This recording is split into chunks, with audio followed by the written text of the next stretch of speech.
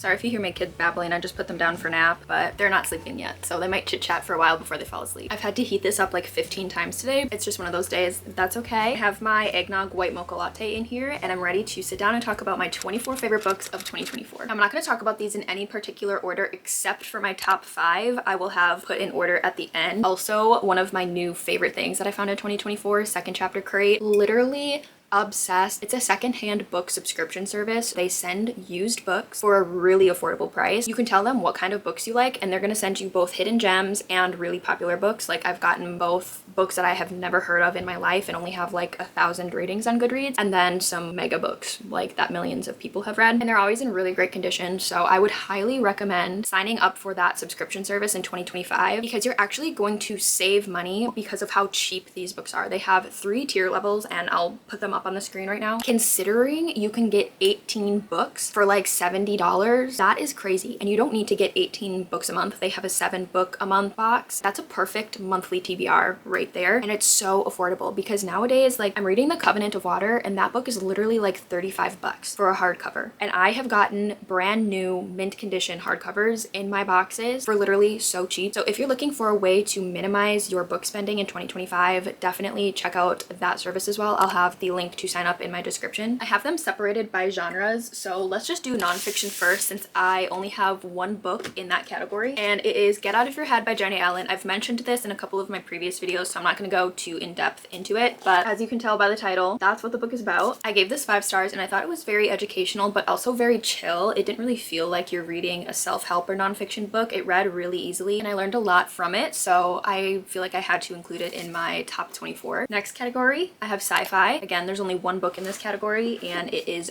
Dark Matter by Blake Crouch. I was in a really bad reading slump before I picked this up. Thought it was gonna be hard to get through because I'm not really a sci-fi reader. I want to be, and I don't have anything against reading sci-fi books. It's just not a genre that I typically gravitate towards, so I was a bit nervous to pick this up, but literally this cured my reading slump and I read it in 2 days. It is so fast-paced and so bingeable, and it was just a really fun time. So Dark Matter by Blake Crouch. Actually, let's get a thumbnail.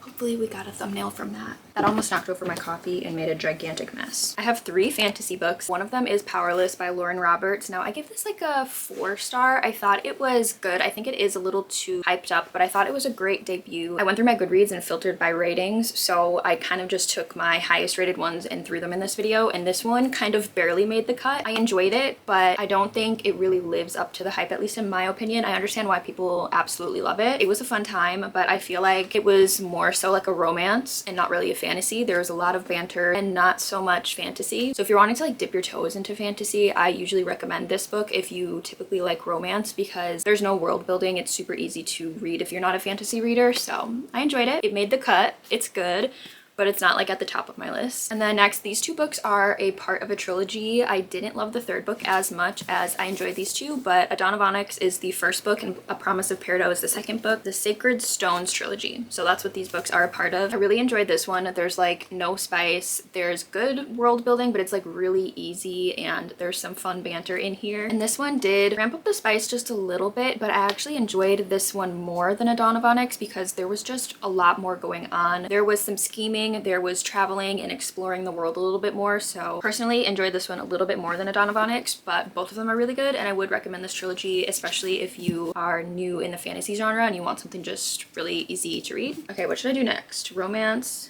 fiction, we'll do mystery thriller. I actually have 6 books in my top 5 because I couldn't pick between 2 of them to have the 5th spot, so 2 of those are actually mystery thrillers, and then I have 3 more, which honestly really surprises me because when I think back on the books that I've read this year and I think what are some really good books that I've read, mystery thrillers don't come to my mind like at all, but I have 5, so I guess I need to start reading more mysteries and thrillers. It seems like I really like those. I'll go from my least favorite to my favorite. I think, I don't know, this is kind of hard. I have conflicting feelings about this book, All the Colors of the Dark by Chris Whitaker. I'm in a book club, and this was one of the books that we read. And you can see it's a very, very large book. It dragged for me, but it was enjoyable, but it was just so slow that sometimes it felt kind of like a chore to read it. But at the same time, the story is really captivating and engrossing, and I like how the author wrote it. So obviously I enjoyed it. It's in my top 24 of 2024, but I wish my reading experience was a little bit more enjoyable, but the book itself is a very good book. if that makes any sense. I'm not sure. This didn't have me like turning pages and being like, I need to stay up late to read this. It wasn't like that kind of reading experience. It took me quite a while to read it. I had to listen to it on audiobook in order to finish it, but I can't deny that it was a good book. So All the Colors of the Dark by Chris Whitaker. My camera literally died mid-sentence, so I kind of forgot where I was talking, but I think I was saying that this book, I enjoyed my reading experience a lot more. It had me staying up until like 2 a.m. to finish it. It was kind of one of those where it's just like, I get that it's not the best book, but I had so much fun reading it that I loved it. So As Good as Dead by Holly Jackson. I don't want to say anything about the plot or what happens because it's the third book in a trilogy and I don't want to spoil anything, but if you're looking for a good young adult mystery thriller trilogy, I would definitely recommend that one. It's very YA, but it kind of like goes there. There are some scenes that are a little bit gruesome where sometimes it's like, I don't feel like I'm reading a young adult book, but the subplots of romance in there feel young adult. Like they make me feel giddy and just fun. So love that one. I know some people are gonna judge me for having this book in my top 24 of 24, but I can't help it. I love this trilogy. Trilogy? No. Series. I just have the first 3 books, but she did recently just come out with like the 4th one, and I think the 5th one comes out sometime soon next year. Again, one of those books where like I get it, it's not a literary masterpiece, but it had me turning pages and laughing out loud. It got my heart pumping with the thrilling elements in it. It was so funny. I just had so much fun, and I love this series and I highly recommend it, but go into it expecting to have a nonsense, fun, silly time. These books are like a thriller, but they're also very much comedy, so if you're just looking for a quick and easy read, but you want to laugh out loud, but you also kind of want that thrilling feeling, please read these books. I feel like they're underrated, and even the people who read them don't always love them, and it makes me sad because I love them. But Finley Donovan Knocks 'Em Dead, this is the second book. I read the first book last year, but if I read it this year, it would be in this lineup as well. But I did actually enjoy this one more than the first one. What category should we do next? Fiction or romance? I have 4 books in each. I'll just start off with romance because that's closer to me. We have 4 books in this category. Now, can I talk about them in order from least favorite to favorite? I don't know. I do know my favorite, so I'll mention my favorite one last, but I kind of can't rank the other 3 because they kind of just feel the exact same. So I'll just start with the one on top. Practice Makes Perfect by Sarah Adams. Okay, I absolutely loved the tension and the chemistry between these characters, but I felt like there was a little bit of pacing issues. It's a very short book, and yet I felt like it dragged sometimes. Like it was a little just too much. The story could have taken place a little bit differently to make it flow better, but I really enjoyed my time reading this. The banter in this book is so good. There was a little bit more spice in this one than When in Rome. This is a little interconnected standalone series. When in Rome is the first book, and I think I enjoyed When in Rome just a little bit more, only because of the pacing issues in this book. I read this in January, I think, so looking back, I don't remember exactly what it was in this book that kind of gave me that weird feeling, but I do remember the characters and their chemistry and their banter, and the tension was immaculate. Next, I have Nora Goes Off Script by Annabelle Monaghan. I tabbed the absolute crap out of this book. I don't know if you can see on camera very well, but tabs everywhere. And this isn't like an, oh my gosh, amazing written novel. It's super short. It's just a romance novel, but I feel like the simplicity of her writing actually makes it really well written. Like she doesn't have to use a bunch of words to get her point across. Reading this kind of just feels like you're getting a hug from a book, and for that reason, I really enjoyed it. I don't remember there being any spice in this, so if you are like me and you don't like a lot of smut in your books, would recommend that one. Oh, you guys, I forgot that I read some of my favorite books on Kindle and didn't buy them. So let me go through the list and just mention the books that I read on Kindle that I really enjoyed. Behind the Net and The Fake Out. I think there's gonna be more in this series. It's a hockey romance, and I binged these books, ate them up, absolutely loved them. And now I will say, I just mentioned I don't like smut in books, but these books have a lot of smut. But if you skip all of the smut, there is enough character development and cutesy banter to make up for skipping all of those scenes. So I still would recommend this, but just know they're very spicy, especially the second book, but the first book has a lot of spice as well. Going back to the mystery thriller category, I have No Exit on here. Again, kind of like Powerless, this one like barely made the cut. Looking back, would I say this is one of my favorite reads of the year? No, but I did only read 80 books so far this year, and I rated it 4 stars, and I'm a pretty picky rater, so I don't often rate books like 4 or 5 stars, and this one I rated 4 stars, again, solely for the reading experience experience, not necessarily the quality of the book. I just felt like I needed to cancel my plans, lay in bed, and read this book and finish it. So for that reason, I enjoyed it. I think those were the only 3 that I read on my Kindle. So back to our regularly scheduled program. A Novel Love Story by Ashley Poston. Is this my favorite Ashley Poston book? No. I think I like The Dead Romantics the best, and then The 7-Year Slip, and then this one, but I still really enjoyed this one. I know that it has gotten a lot of mixed reviews and a lot of people actually didn't love it, but I enjoyed it. I just had a fun time. I gave this 4 stars. It is a little cheesy. It is a little slow. I don't recall there being a lot of spice. I think there were maybe like a few scenes, but it's not something that like I vividly remember, so I don't think it's like anything crazy. It's about a girl who ends up in the small town of her favorite book series, which is completely fictional. It doesn't exist, but Ashley Poston's books always have an element of magical realism in there, and it's very cozy, so enjoy that one. Now I have 2 romance books in my top 5, but of the ones that didn't make the top 5, this one is my favorite. If you told me that this book would be in my top 24 of 2024 after I read The Friend Zone, I would say you are bonkers. Absolutely no. I hated The Friend Zone. The only reason why I gave it 2 stars instead of 1 star was because of like the last like 15%, which just so happened to be about this character, which was the only character that I loved in The Friend Zone. So I was like, if this follows the same insta-lust, love is lust, like that was The Friend Zone, but this I feel like was a little more slow burn. It did have a couple of spicy scenes, but it just felt like a completely different author from The Friend Zone, so I was actually able to enjoy this, and I gave it like a 4.5, and I kind of want to reread it because it made me feel so giddy and so warm, and I love Sloane so much, and I just wanted her to have a happy ending, and we got one in this book, so really enjoyed that one. Now let's move on to the fiction category. Again, I have 4 books here to talk about. Did I rank them from least favorite to favorite? Okay, I know this one is my favorite. Okay, I think I can do this. First, I'll mention Anxious People by Frederick Bachman. I very recently read this, so it should be fresh in my mind, but I actually remember absolutely nothing about this other than the writing was very quirky, the concept was fun, like a bank robbery gone wrong, found family where there's like a hostage situation.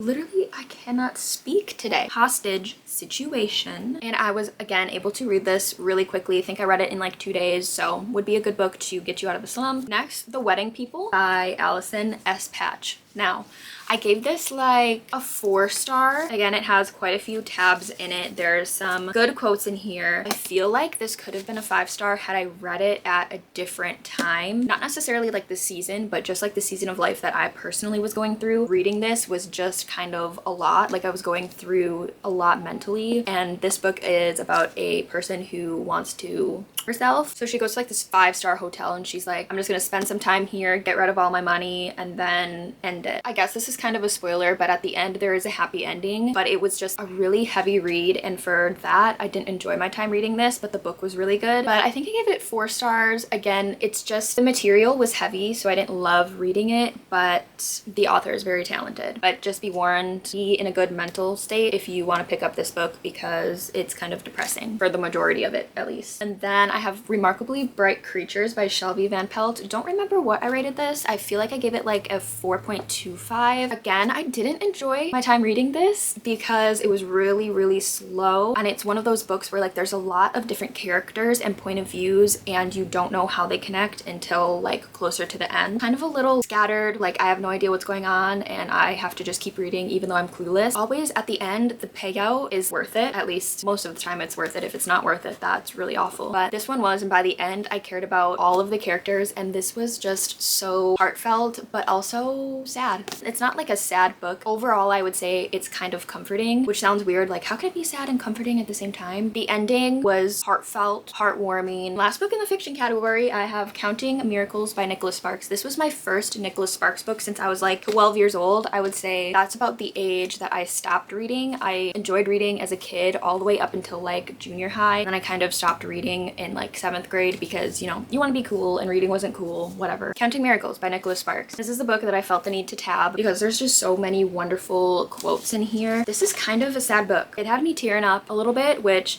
I went in with absolutely zero expectations. I got sent this as an arc to make some content with. I didn't know what to expect, but this has a lot of Christian elements in it. So if you guys are also a Christian and want to read some books that have Christian elements in it, really highly recommend this. I gave it a 4.75. It's one of those books where like I wouldn't change anything about it. It just didn't give me that 5-star feeling. But like looking back back on it, I would probably say that this is a 5-star read, just because, again, just like Remarkably Bright Creatures, we have like 3 different points of view in this book and you don't know how they connect until the end. I thought I had it figured out and I was like, oh, this is so predictable, but then I was like, was not expecting that, so I really enjoyed this. There's a subplot of romance. There's not really spice. There's just like one scene, but it's not like super in detail. The found family aspects in that book are exquisite, so if you're like me and that's one of your favorite tropes, you're gonna love that book. I feel like I'm going through these like rapidly. I've not really talked about the plot of any of these books, but I feel like they're all very popular books. By now you guys probably know what like the synopsis and the plot is, but maybe I should have talked about that a little bit more. Oh well, we're doing this rapid fire style. But now we're into the top 5. But as you can see, I have 6 books here because I'm picking between 2 books for my 5th favorite book and I just can't pick between them. So these books are both gonna get the number 5 spot. The Silent Patient by Alex McGlades. I think that's how you say his name. I should research how to pronounce these authors' names before I sit down here and yap about them. But also The House Across the Lake by Riley Sager. I gave this one 4.75, gave this one 5, but like they're both 5 stars. Like this is a 5-star read, this is a 5-star read. So how can I pick between them? This one has a then and now timeline. There's a lot of characters. There's some found family. If you like character-driven books and that's why you don't really rate thrillers highly, I think you would really enjoy this one. And this one, if you just want to be completely taken aback by the plot twists and how they're just so casually revealed, you're gonna love this. This one's about a woman who offs her husband and then never speaks again, and the therapist really wants to figure out what the heck happened. This one is about a woman who is trying to escape. She kind of made a lot of wrong decisions in her life and she's going through a lot, so she goes to her family cabin and a lot of weird things start happening and she starts kind of taking it upon herself to investigate them, and it has a paranormal element in it. I know that I wanted to be forewarned of that, and I think since I was able to enjoy this book a lot more, so just know it does have that aspect in it. But I don't like paranormal anything at all, but this one actually didn't bother me and I ended up really loving it. Would have I loved it more if it didn't have that element? Yes, but also at the same time it was like right at the end and it wasn't anything like too much, so I still really enjoyed this. So those 2 books are the top 5 spot. I know the number 1 spot, like I know my favorite read of the year for sure, but I'm having trouble ranking the number 4, 3, and 2. I think I got it. Number 4, I'm gonna say The Romcommers by Catherine Center. If you guys want to read a wholesome book that will bring tears to your eye, also make you giggle and kick your feet, little to no spice, and a slow burn with a lot of tension, you're going to love this book. Love the audiobook. Please listen to the audiobook. It is so good. They have a male voice and a female voice and they did so good. Absolutely loved it so much that I had to buy a physical copy. I feel like not enough people talk about that book and I really love it. I think I'm gonna say Funny Story was my 3rd favorite book of the year. As you can see, very much tapped up. Unpopular opinion, this is one of my favorite Emily Henry books and a lot of people talk about it. Not a lot of people enjoyed it because the male main character is a restaurant worker, like he works at a wine bar. He just doesn't have a lot going on in his life. He's not as much a golden retriever as he is a teddy bear, like just cozy and reliable, which is why I love this one so much, because Miles is just so lovely, so relatable, and so is Daphne. She's a librarian and she just cares so much about her job, and you really go into depth about each of these characters and their backstories, and it's so platonic. Like they start off as friends and it's completely platonic, and I love that. I don't enjoy insta lust. I can handle insta love if it's done correctly, but whenever it is just so platonic and it's not even a thought in their mind, and then by the end of the book they're absolutely obsessed with one another, yes, and that's what this one is, which is why I absolutely loved it. And yes, I have pre-ordered her new book coming out. I think it's called Great Big Beautiful Life. This was really hard to pick my top 5, but I think at the number 2 spot we're gonna have The Invisible Life of Addie LaRue. Did not enjoy my time reading this up until like the 50-ish% mark whenever we met Henry. Then things started changing for me and I couldn't put the book down. Normally when that happens I'll rate it like a 4-star, but you guys, I don't even know how to describe the ending of this book and how much it made me feel. Like I didn't realize how invested I was until the very end, and I was sobbing like a baby, and I kept rereading the last chapter over and over and then started crying again. Why do I enjoy that experience? I don't know. Maybe I missed things from the start of it because I wasn't enjoying it, but by the end I was absolutely obsessed. So I definitely want to reread this and I would highly recommend it, but not if you're in a book slump. I've heard a lot of people say that this book brings them out of a slump, but for me it kind of put me in one, but then halfway through through took me out of that slump. So just know that this is going to be a little bit slow because it takes place over 300 years. Just be patient with it, and at the end tell me if you cried, because I cried a lot. Drum roll please. Number 1 favorite book of 2024.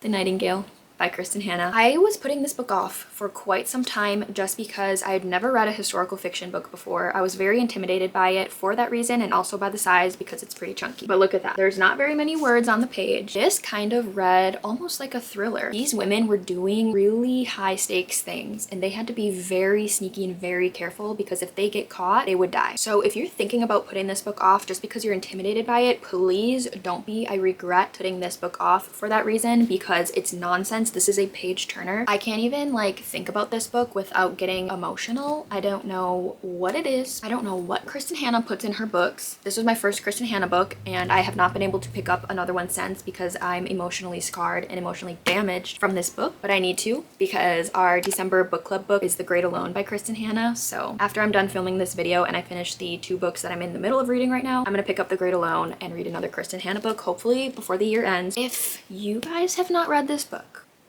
please read this book. Put it at the very tippy top of your TBR and read it as soon as possible. If you don't own it, you need to buy it and have it on your shelf because it's my favorite book. Not just of the year, but ever. This has the top spot. So those were all my 24 favorite books of 2024. Please let me know in the comments what your favorite books of 2024 were so that I can read them in 2025, because I'm going to be making a 25 books I'm going to read in 2025 video. So if you can convince me to read some of your favorite books, I'll definitely add those to my 2025 TBR. I'm going to be doing a Christmas giveaway for my subscribers. I hit 1K and then like shortly after I hit 2K. So this giveaway was supposed to be for hitting 1,000 subscribers, but then I hit 2,000, which is insane. I feel like my videos are kind of tapering off, like YouTube isn't showing them as much, which is kind of sad, but you guys have exceeded my expectations. I was not expecting to get monetized until my birthday next year. Like that was my goal and my plan, but I hit it literally in November, just a couple months after posting. So love you guys for that. Thank you, Lord. But I wanted to give back, and I was like, okay, let's do like a Thanksgiving giveaway, because that was like the time that I got monetized and I bought a bunch of stuff, and then I got deathly sick. So now I'm like, okay, let's make it a Christmas giveaway. So after you see this video, the next video should be hopefully the giveaway video, but I gotta get some cute wrapping paper because I wanted to do like blind date books for you guys. I picked out some of my favorite books. I bought those, put them in the box, and then also got a couple of blind date books. But the only wrapping paper that I have is Mickey Mouse and Baby Yoda Christmas wrapping paper, because if you guys don't know, I have 3 toddlers and I have some left over from last year. Just know I want to have cute aesthetic wrapping paper for you guys and make it all pretty and cute, but at the same time it's just gonna get thrown away. So I'm gonna wrap those blind date books with Baby Yoda Christmas themed wrapping paper, and I hope you guys don't mind. You'll see more about what is in that bookish box and how to enter the giveaway in that video, but just know it is coming. I've been saying it every single video, and I promise you guys it's gonna be either the next video or the one right after that. If you want a chance to win, there are some amazing bookish merch things in there. Definitely hit the subscribe button, and if you want to check out any of my other socials, I just started TikTok, which I've heard they might ban TikTok. I don't know, but I also have my Instagram linked down below. But thank you guys so much for watching this video. I pray that you have a blessed day, and I'll see you in the next one. Bye!